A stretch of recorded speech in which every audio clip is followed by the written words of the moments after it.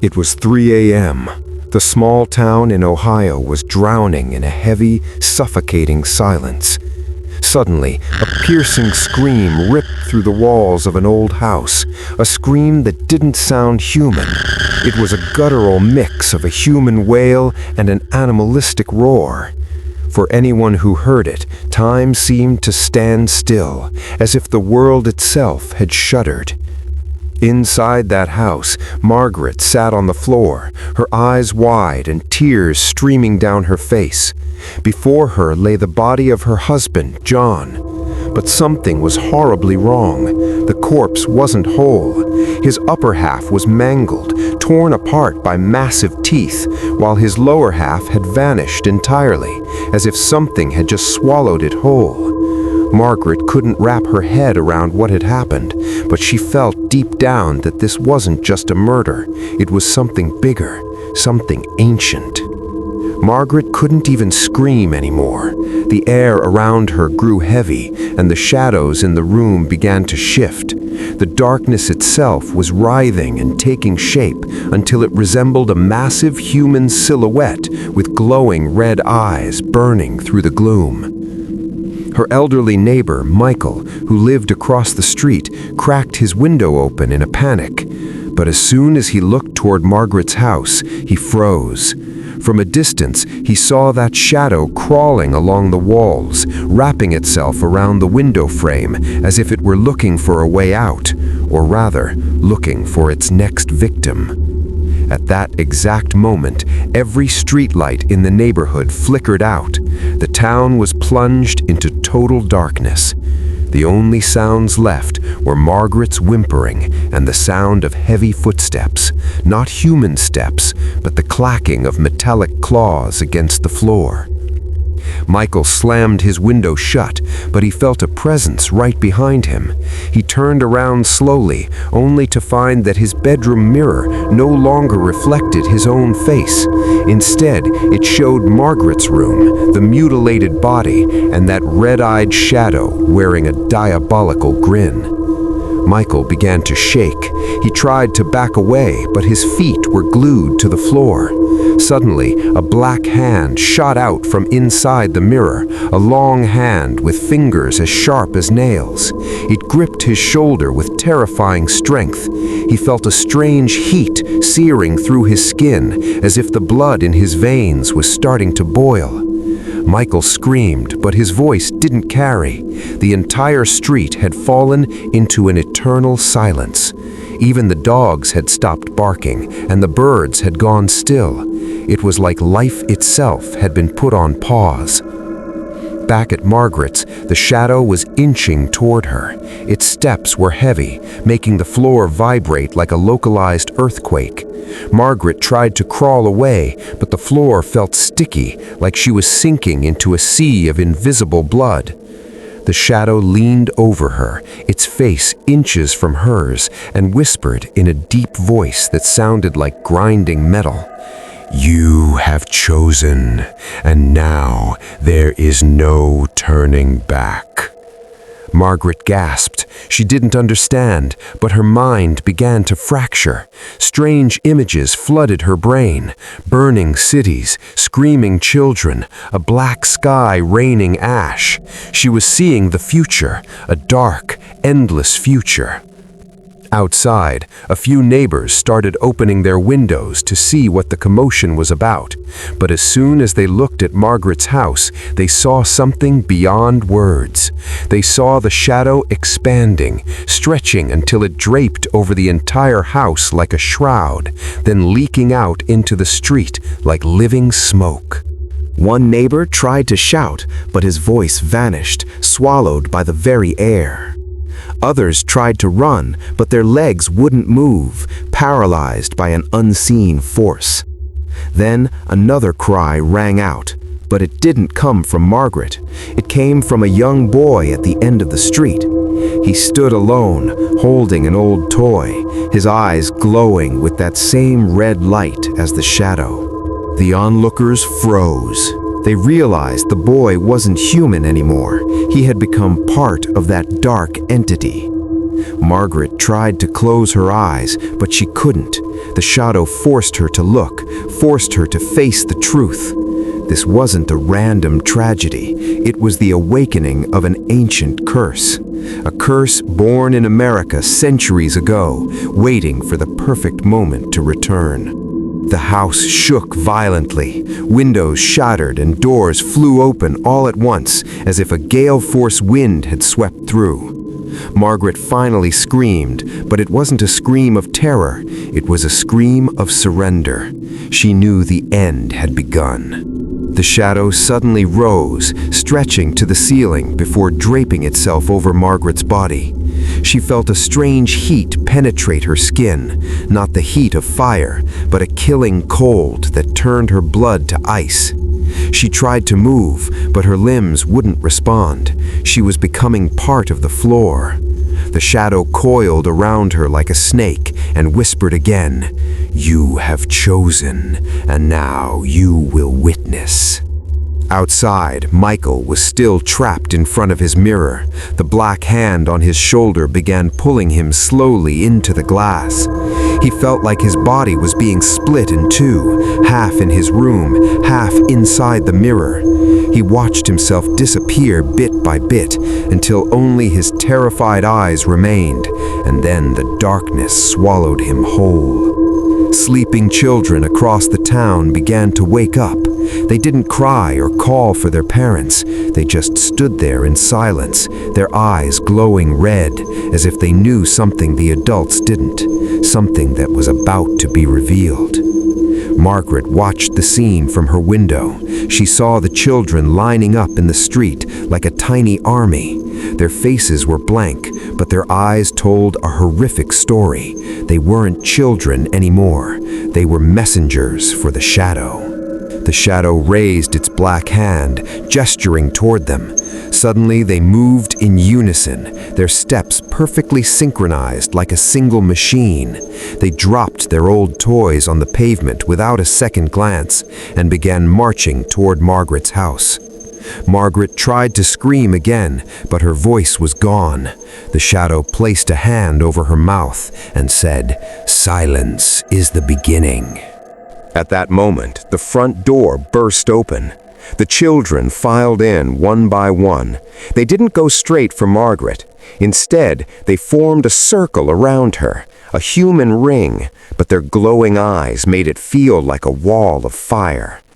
The shadow stood in the center, tilted its head back, and let out a deafening roar. The walls cracked, the ground shook, and the air itself felt like it was exploding. Margaret felt her mind slip away. New visions poured in. New York, Chicago, Los Angeles, all drowning in the same darkness. The same red-eyed children marching through the streets, the same metallic echoes in the sky. The shadow leaned in closer, placed a hand on her head, and said, "You are the witness, and you will be the vessel." She didn't understand, but she felt something being planted in her mind, strange words, symbols she'd never seen, as if she had become an open book for this entity to use to spread the curse. Outside, police sirens began to wail. Squad cars pulled onto the street, but as soon as they arrived, they went dead. The red and blue lights flickered out, and the officers inside froze. Their eyes began to glow with that same red light. They were part of it now, part of a plan that had yet to be fully revealed. Margaret realized this wasn't just about her house anymore. It was spreading like a plague. And yet, there was a mysterious link between everything and her husband's body. The mangled half, the missing half. That beginning held a secret. The shadow grinned wide. America will return to its roots, to the darkness from which it was born. Margaret gasped, trying to deny it, but she didn't have the strength left. Everything she saw confirmed this wasn't a nightmare. It was a reality that started in her home and would end by swallowing the world. The children closed in, the circle tightened, the air became thick and stifling. Margaret felt her heart slowing down, but the shadow wouldn't let her die. It forced her to stay awake, to see the beginning. In the final moment before the darkness took her, she heard a distant sound, the bell of an old church downtown. It was tolling hard, as if trying to drive the curse away. But the shadow just laughed, a sound that made the very walls crumble, and said, "Even the bells will fall silent." Margaret closed her eyes, but she still saw it all. She saw America drowning. She saw people turning into red-eyed puppets. She saw the future being erased. All that remained was the echo of that first scream, the scream that started it all. But amidst the collapse and the terror, there was one thing she still didn't get. Why was her husband's body torn that way? Why was the other half gone? And why did the shadow make her look at it before everything began? Questions with no answers. By dawn, the city was still blanketed in shadow. The sun didn't rise. The sky had turned into a black veil. No stars, no light, just thick clouds moving slowly, hiding something behind them. At the police station, Officer Richard was flooded with reports of strange noises and red-eyed children in the streets. He didn't believe it at first, figured it was some kind of mass hysteria, but when he looked out his office window, he saw the unthinkable. The street was packed with dozens of children. They stood perfectly still, faces expressionless, eyes glowing red. Behind them, the shadow was stretching, snaking between buildings and coiling around lampposts, swallowing everything in its path. Richard grabbed his radio, trying to reach other patrols, but all he got was static and strange whispers. Whispers speaking gibberish, but carrying a clear message. It was over. Just then, Elizabeth, a young journalist looking for a scoop, burst into the office. She was trembling. "I saw them, the children, and a woman in an old house. She was screaming next to a mutilated body." Richard froze. Elizabeth's story matched the first 911 call he'd received. Margaret's house, the body, the shadow. He didn't understand how one body could trigger all this, but he felt a hidden connection. Richard decided to go see for himself.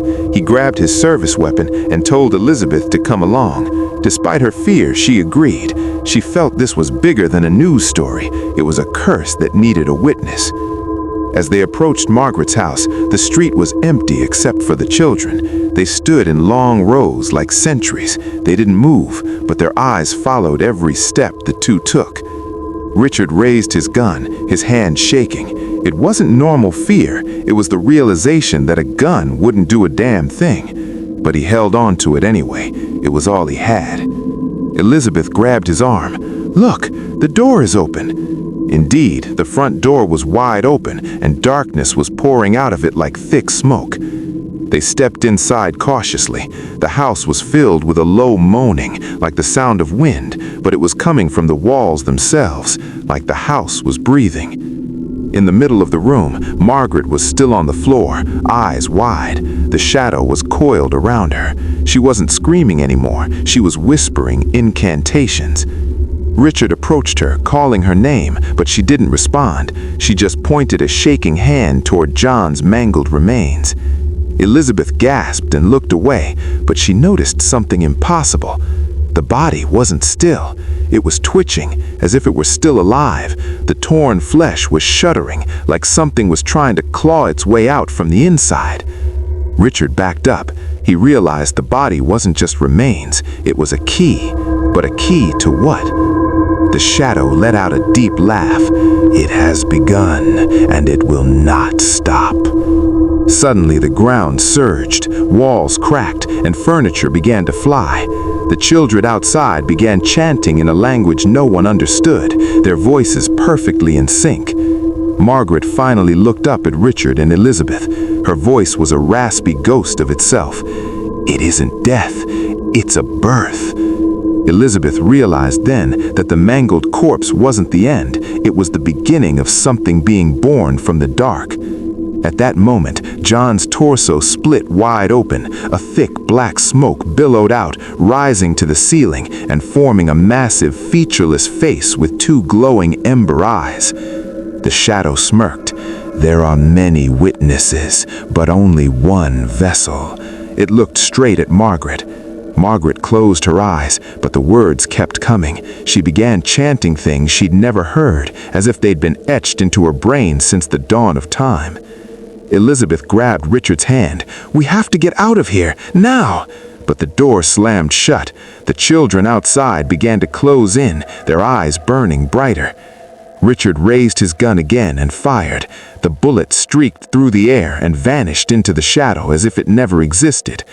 The shadow laughed. "Weapons are useless. Only the words are the key." Margaret stopped chanting and looked at them. "It wants to be born again. It wants to use us. It wants to use all of America." Richard felt the floor beneath him turn soft, like the house was rejecting him. Then a faint voice came from the mangled corpse. It was John's voice, whispering one word over and over: "Birth." The shadow's laughter roared. Outside, the children began stomping their feet in a rhythmic, demonic beat. With each stomp, the house shook harder. Black dust rained from the ceiling. Richard fired at the corpse this time. Instead of a wound, more black smoke erupted from the body, feeding the shadow. "Stop!" Margaret screamed. "Every shot just makes him stronger." Elizabeth gripped Richard's arm. "We have to find another way, not weapons, words." The shadow leaned towards Elizabeth.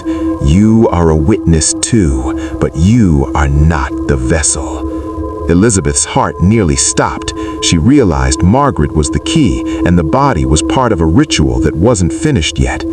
Suddenly, a child walked through the door holding a torn doll. He wasn't just a kid. His face was distorted, his eyes glowing fiercer than the rest. He placed the doll next to the corpse. Margaret realized then that the doll was a symbol, a catalyst for whatever was being born. The shadow gestured towards the child, and the corpse began to thrash. A sound erupted from the torn torso, a scream from another world. "It's happening!" Elizabeth cried. "It's being born right now!" Margaret collapsed, sobbing, but she couldn't look away. The shadow forced her to watch. Outside, the children's chanting reached a fever pitch. Richard felt like he recognized the language, as if it was buried in a collective Amic memory he didn't know he had.